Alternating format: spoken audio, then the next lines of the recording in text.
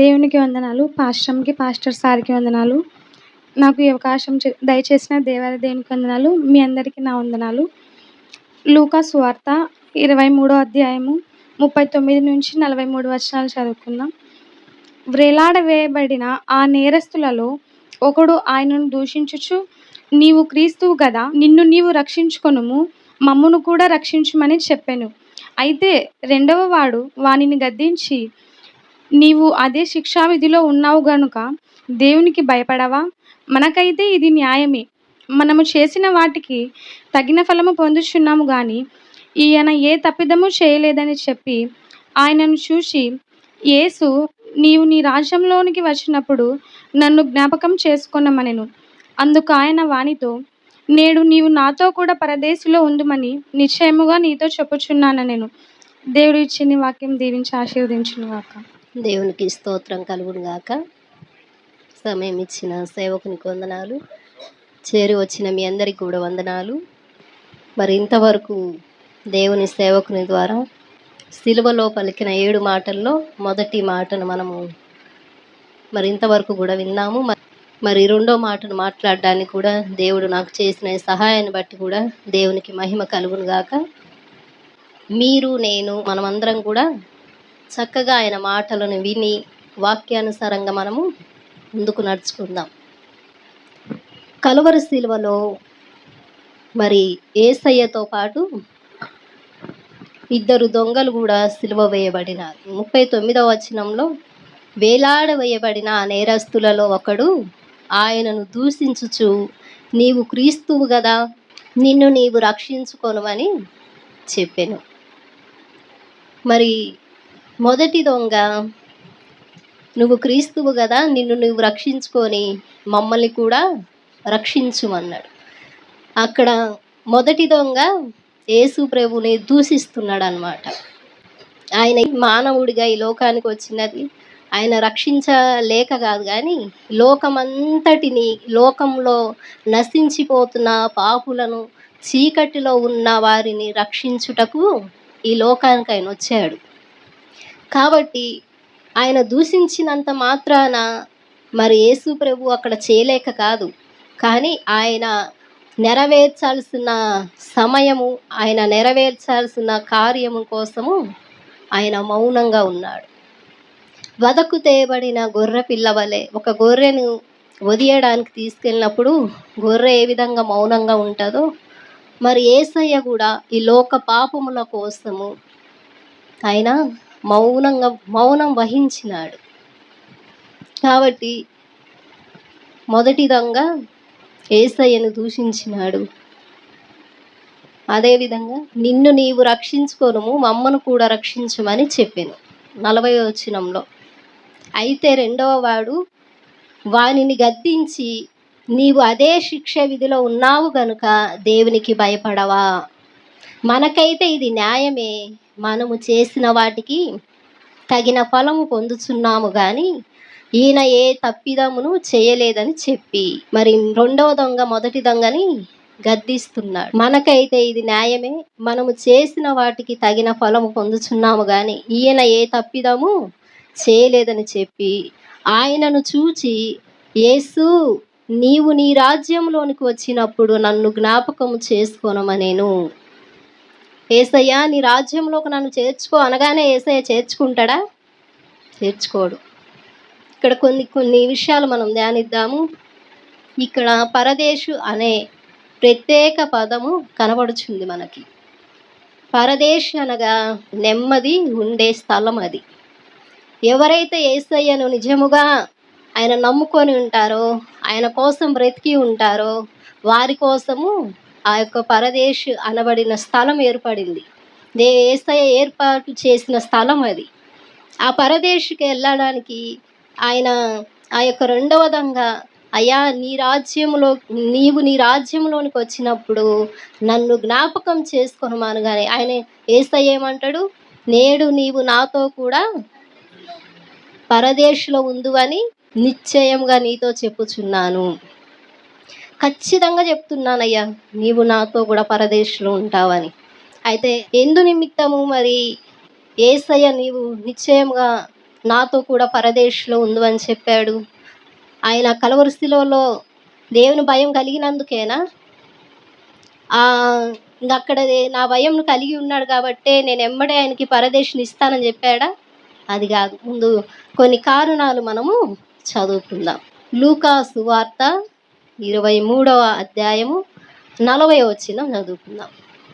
అయితే రెండవ వాడు వానిని గద్దించి, అయితే నీవు అదే శిక్ష విధిలో ఉన్నావు గనుక దేవునికి భయపడవా?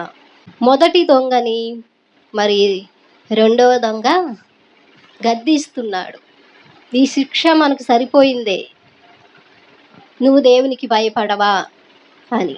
కానీ మొదటి దొంగ దేవునికి భయపడలేదు. అక్కడ రెండవ దొంగ దేవునికి భయపడి మరి అక్కడ మాట్లాడింది ఏమంటే, మరి లూకా సువార్త 17వ అధ్యాయం 3వ వచనం చదువుకుందాం. మీ విషయమై మీరే జాగ్రత్తగా ఉండుడి. నీ సహోదరుడు తప్పిదము చేసిన ఎడల అతన్ని గద్దించుము.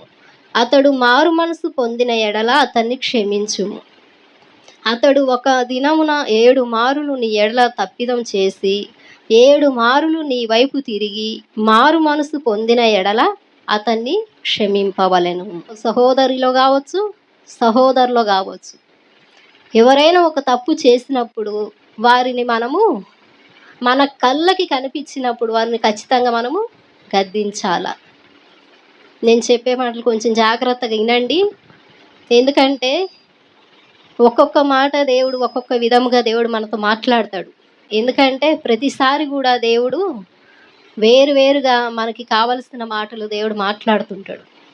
అయితే మొదటి దొంగని రెండవ దొంగ గద్దించాడు. ఎందుకు గద్దించాడంటే అక్కడ యేసయ్యని దూషించినాడు. తప్పు చేసింది మనము, భరించాల్సింది మనము, కానీ ఆయనను అంటున్నాడు. కానీ ఆయనను అనే హక్కు అధికారం మనకి లేదు. ఈ లోకమంతటి కోసము నశించిపోతున్న మన కోసము ఆయన ఈ లోకానికి వచ్చాడు. కానీ ఆయనలో ఏ తప్పిదము లేదు. ఆయన నీతిమంతుడు, పరిశుద్ధుడు అని రెండవ దొంగ మొదటి దొంగను గద్దిస్తున్నాడు. మరి ఈరోజు మనము కూడా నేర్చుకోవాల్సింది ఏంటంటే, మన కుటుంబంలో కావచ్చు, మన సంఘంలో కావచ్చు, మన స్నేహితులలో పట్ల కావచ్చు, మన బంధువుల పట్ల కావచ్చు, ఎవరైనా మన కళ్ళకి ఒకరు తప్పు చేస్తున్న వారుగా కనిపిస్తే వారిని మనము గద్దించాల, వారికి బుద్ధి చెప్పాల. ఎందుకంటే క్రీస్తు రక్తంలో కడగబడిన వారం మనం. నిత్య అగ్నిలో మండాల్సిన మనల్ని కూడా ఆయన ప్రేమించి రక్షించి విలువైన రక్షణను నీకు నాకు ఇచ్చాడు. కాబట్టి ఈ విలువైన రక్షణ మన వరకే కాదు, కానీ మన బంధువులకు, మన కుటుంబాలకి, మన స్నేహితులకి మనము చెప్పాల. మనము ఎదురువారు చేస్తున్న తప్పులను చూసి మనకెందుకులని విడిచిపెట్టకూడదు వాళ్ళని. వారికి బుద్ధి మాటలు చెప్పాల, వారిని గద్దించాల, వారిని యేసయ్య దగ్గరికి తీసుకురావాల. అలాగా మొదటి దొంగని రెండవ దొంగ గద్దించినాడు. కాబట్టి మనము కూడా ఇది ఎదుటి వారినైతేమి ప్రతి ఒక్కరిని కూడా మనం కూడా గద్దించేవారుగా ఉండాలి. ఇది మొదటిది. రెండోది కూడా మనం చూసుకుందాం. లూకా సువార్త 23వ అధ్యాయం 40వ వచనం రాసిన సువార్త 23వ అధ్యాయము 40వ వచనంలో కూడా మరి రెండవ దొంగ దేవునికి భయపడి యేసే దేవుడని గ్రహించినాడు. యేసు నిజమైన దేవుడు, నా కోసం, నా పాపం కోసము ఈ లోకానికి వచ్చాడు. నా కోసము, నా పాపము నిమిత్తమే ఈ కలువరి శిలువకి అప్పగింపబడ్డాడని ఆయన గ్రహించి యేసే నిజ దేవుడు, యేసు నిజ దేవుడు, ఆయన తప్ప మరొక దేవుళ్ళు లేరు అని ఆ యొక్క కలువరి శిలువలో రెండవ దొంగ గ్రహించినాడు. మరి రోమీయులకు రాసిన పత్రిక 10వ అధ్యాయము 9వ వచనమును మనం చదువుకుంటే ఒకసారి, అదేమనగా యేసు ప్రభువని నీ నోటితో ఒప్పుకొని దేవుడు మృతులలో నుండి ఆయన లేపనని నీ హృదయమందు విశ్వసించిన ఎడల నీవు రక్షింపబడుదువు. మే మన హృదయమందు యేసు ప్రభు నిజమైన దేవుడని మనం విశ్వసించిన ఎడల రక్షింపబడతామని ఇస్తున్నాడు. నిజమే, ఇక్కడ రెండవ దొంగ యేసు ప్రభు నిజమైన దేవుడని ఆయన విశ్వసించినాడు, ఆయన రక్షింపబడినాడు. విశ్వసించకపోతే, యేసు ప్రభుని విశ్వసించకపోతే రక్షణ రాదు. మరి రక్షింపబడిన మనమందరం కూడా నిజముగా యేసు ప్రభు నిజమైన దేవుడు అని నీ హృదయం అందు విశ్వసించాలి. విశ్వసించి నువ్వు గ్రహించినప్పుడే ఆ రక్షణ భాగ్యం ఏందో నీకు తెలుస్తుంది. నిజముగా విశ్వసించకపోతే యేసు ప్రభుని, ఆయన యొక్క విలువ నీకు తెలియదు, ఆయన ప్రేమ నీకు తెలియదు. ఆయన ప్రేమ ఆయన విలువ నీకు తెలిసిందైతే నువ్వు వెనక పడిపోవు. యేసు ప్రభు ప్రేమ తెలిస్తే వెనక్కి పడిపోరు, యేసయ్యకి దూరం కాలేరు. యేసయ్యకి దగ్గరగా ఉండి ఆయన రాకడ వరకు కూడా ఆయనను కనిపెట్టుకొని ఉంటారు. మరి ఈ రెండో దొంగ యేసు నిజమైన దేవుడని గ్రహించాడు, హృదయమందు విశ్వసించినాడు. ఖచ్చితంగా ఈయన నా దేవుడు, ఈయన తప్ప ఎవ్వరు కూడా దేవుళ్ళు కాదు. ఎవ్వరు ఎంతమంది వచ్చి చెప్పినా యేసే నిజమైన దేవుడు, ఆయనే నా రక్షకుడు అని ఖచ్చితంగా చెప్పగలిగిన దొంగ ఆయన. మన జీవితాల్లో కూడా ఎవరు మన దగ్గరకు వచ్చి యేసు నిజదేవుడు కాదు, ఆయన విడిచిపెట్టాలా అంటే విడిచిపెట్టేద్దామా? విడిచిపెట్టకూడదు. రెండవ విధంగా యేసు ప్రభు నిజమైన దేవుడని ఆయన హృదయం అందు విశ్వసించినలాగున మన జీవితాల్లో కూడా ఈ లోకంలో ఉన్నంత వరకు కూడా యేసయ్య బిడ్డలుగా మనము ఈ లోకంలో జీవించాలా. యేసయ్య మనకిచ్చిన భాగ్యమును మనము పోగొట్టుకోకుండా ముందుకు కొనసాగాల. లూకా సువార్త 23వ అధ్యాయం 41వ వచనం. మనకైతే ఇది న్యాయమే, మనము చేసిన వాటికి తగిన ఫలం పొందుచున్నాము కానీ ఈయన ఏ తప్పిదమును చేయలేదని చెప్పి ఆయనను చూచి యేసు, నీవు నీ రాజ్యంలోనికి వచ్చినప్పుడు నన్ను జ్ఞాపకం చేసుకొనమనేను. తన శిక్షకు తన పాపమని తెలుసుకున్నాడు. ఈ శిక్షను భరించడం ఇది నాకు న్యాయమే, నా పాపమే అని తెలుసుకున్నాడు. ఇది నా పాపమే, నా పాపం కాబట్టి నేను ఈ కలవరి శిలువలో భరించాల. ఈ కలవరి శిలువ నేను ఈ యొక్క ఎండల్లో ఈ బాధను ఈ వేదనను నేను పొందాల్సిన వాడనే అని ఆయన తప్పును ఒప్పుకున్నాడు. ఆయన తప్పును తెలుసుకొని యేసయ్యను అంగీకరించినాడు. అదేవిధంగా రోమా పత్రిక 3వ అధ్యాయము 23వ వచనం చదువుకుందాం. ఏ భేదమును లేదు, అందరూ పాపము చేసి దేవుడు అనుగ్రహించు మహిమను పొందలేకపోతున్నారు. కాబట్టి నమ్మువారు ఆయన కృపచేతనే క్రీస్తు యేసునందలి విమోచనం ద్వారా ఉచితముగా నీతిమంతులని తీర్చబడుచున్నారు. మరి ఈ విధముగా క్రీస్తు కృపచేతనే ఉచితముగా విమోచన రక్షణను మరి యొక్క రెండో దొంగ పొందుకున్నాడు. మరి క్రీస్తు కృపచేతనే, మరొకరు చేత కాదు, క్రీస్తు కృపచేతనే ఈయన రక్షింపబడ్డాడు. ఆ యొక్క పరదేశులో ఉండడానికి దేవుడు మరి ఈ యొక్క రెండో దొంగకి మరి ఆయన యొక్క కృపను చూపించాడు. లూకా 23వ అధ్యాయము 41వ వచనం. అంటే యేసు పాపము చేయలేదు, ఆయన పాపము లేనివాడు, ఆయన పరిశుద్ధుడు, ఆయనలో ఏ పాపము కూడా లేదు. పాపము చేసింది నేను, కానీ నా కోసము కలవరి శిలలో వేలాడవేయబడ్డాడు.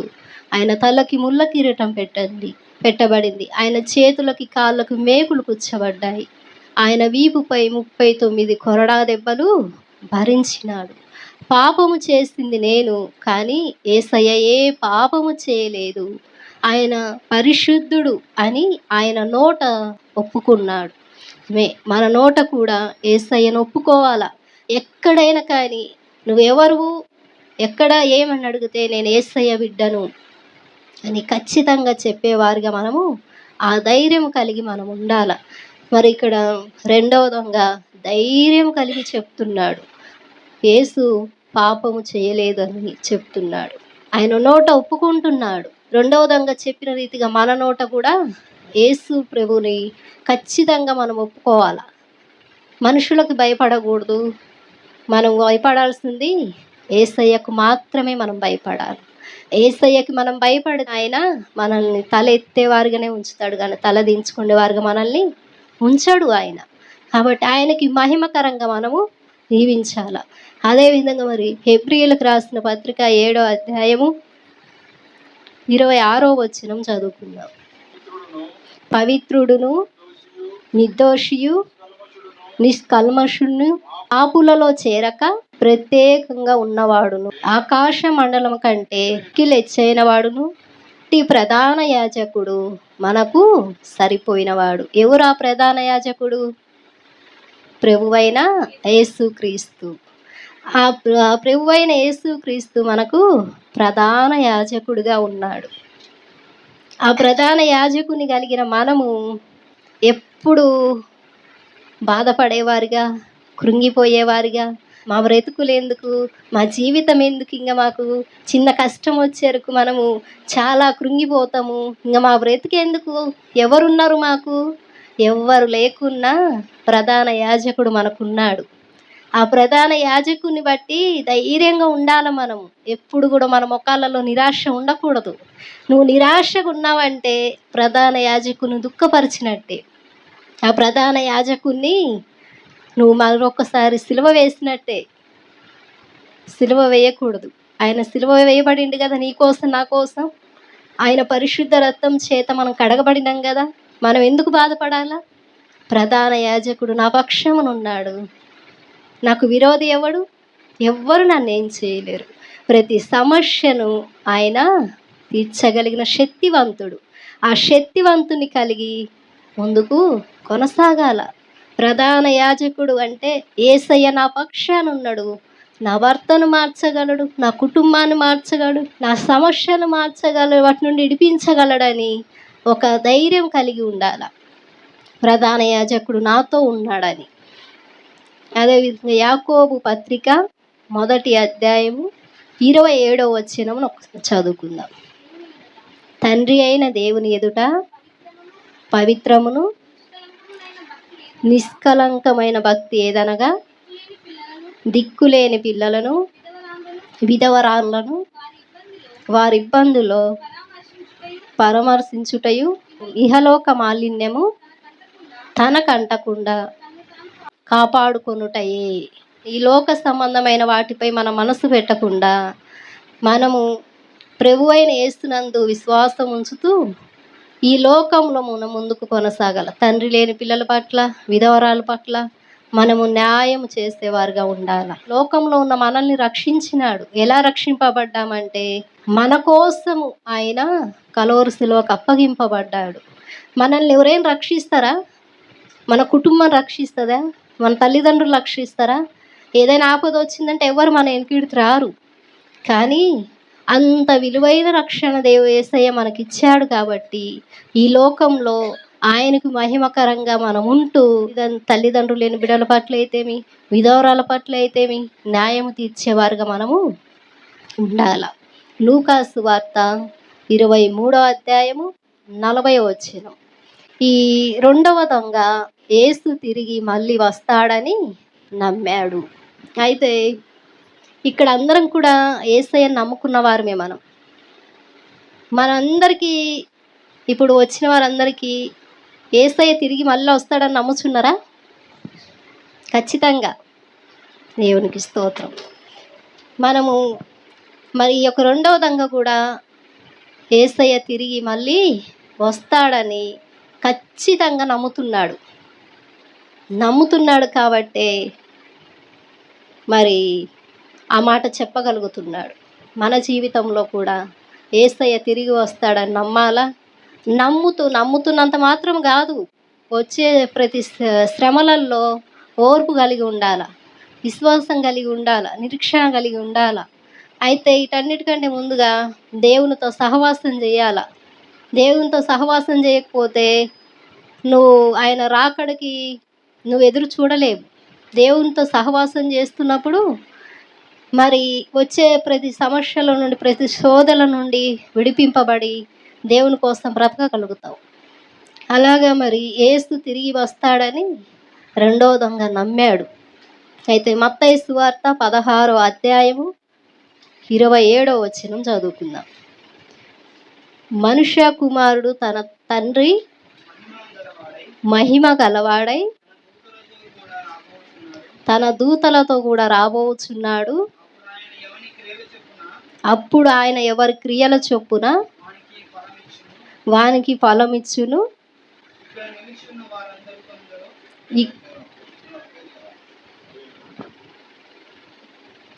మనుష్య కుమారుడు ఆయన మళ్ళీ ఈ లోకానికి తిరిగి రాబోతున్నాడు. అప్పుడు వాని క్రియలకు ప్రతిఫలం ఇచ్చేవాడు. ఆయన తిరిగి వచ్చే లోపల మనము ఆయన బిడ్డలుగా ఈ లోకాన్ని జీవించినప్పుడు, ఆయన కోసం బ్రతికినప్పుడు ఖచ్చితంగా ఆయన ఫలమును మనం పొందుకుంటాము. ఆయన ఫలమును మనం పొందుకుంటాము. అపోస్తుల కార్యములు 1వ అధ్యాయము 9-11 వచనాలు చదువుకుందాం.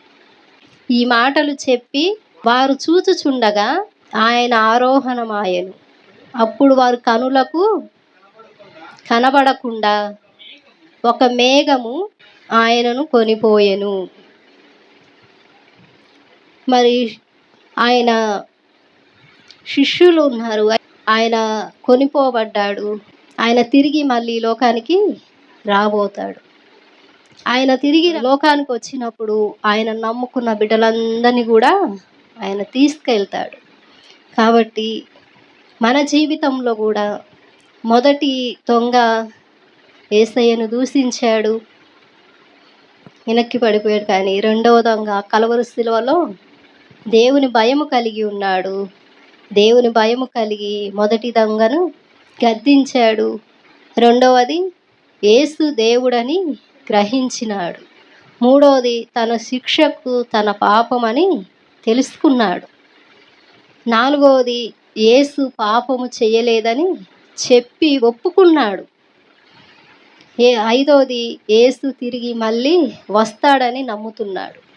కాబట్టి 5 విషయాలు కూడా మన జీవితంలో కూడా మొదటి దొంగ లాంటి జీవితాన్ని మనం కలిగి ఉండక, రెండవ దొంగ లాంటి జీవితాన్ని మనం కలిగి ఆయనకు భయపడుతూ, ఆయనకు లోబడుతూ, ఆయన బిడ్డగా ఆయన సొత్తుగా ఈ లోకంలో జీవిస్తూ, ఆయన తిరిగి వచ్చే వరకు కూడా ఆయన బిడ్డలుగా ఈ లోకంలో ఆయనకి మహిమకరంగా మనము కూడా రెండవ దొంగలాగా ఈ లోకంలో జీవించుదుముగాక.